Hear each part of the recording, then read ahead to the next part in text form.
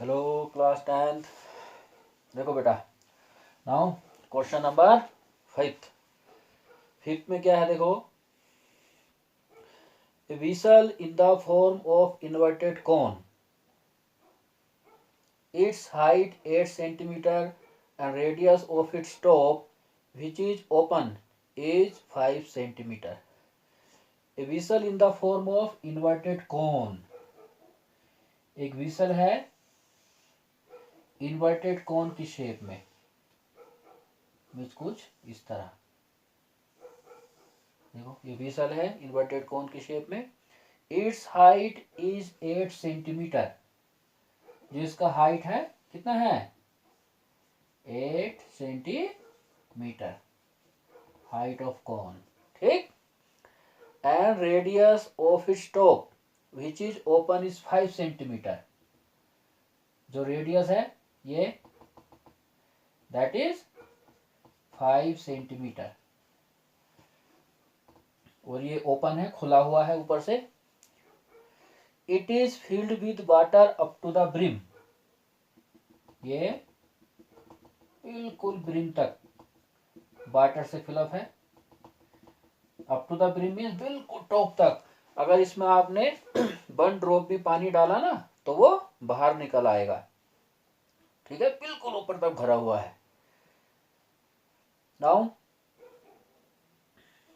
To the brim when lead shots each of which is a sphere of radius 0.5 centimeter are dropped into the vessel, 1/4 of water flows out.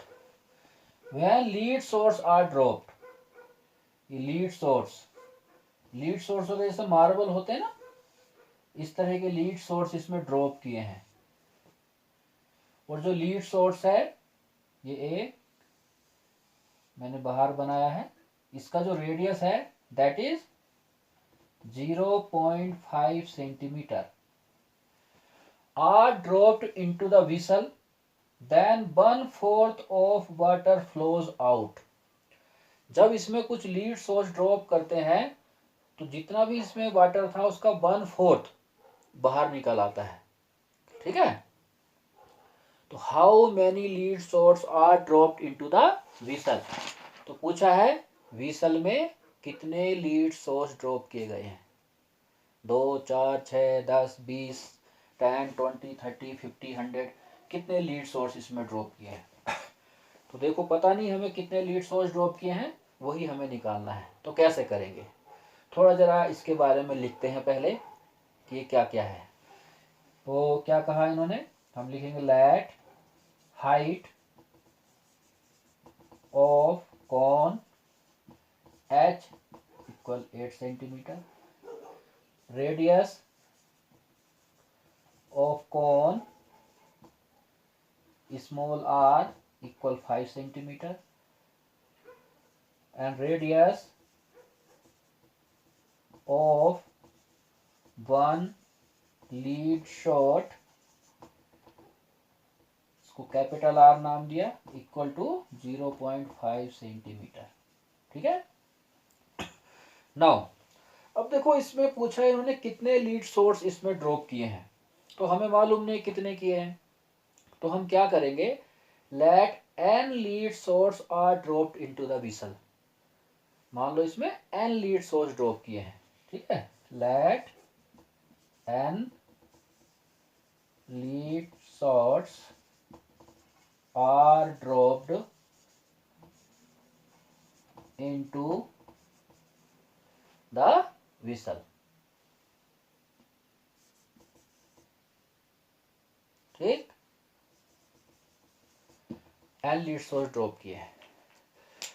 देखो class 9th में आपने physics में flotation chapter में एक principal पढ़ा होगा, Archimedes principal. उस Archimedes principal के अकॉर्डिंग क्या होता है, आप किसी भी लिक्विड में कोई भी ऑब्जेक्ट ड्रॉप करो, सिंक करो उसमें, तो जितना वॉल्यूम उस ऑब्जेक्ट का होगा अपने वॉल्यूम के बराबर ही वो उस लिक्विड को डिस्प्लेस करेगा। कि जितने भी इसमें लीड सोर्स ड्रॉप किए हैं उन सभी का जो वॉल्यूम होगा वो उस वाटर के बराबर होगा जो वाटर इन लीड सोर्स की वजह से डिस्प्लेस हुआ है। ठीक, और वो कितना हुआ है, 1/4। ठीक है, तो हम उसी प्रिंसिपल का यूज करेंगे। Therefore by Archimedes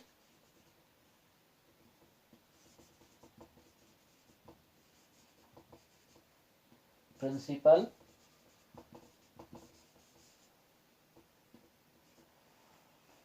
bye Archimedes principle क्या, वॉल्यूम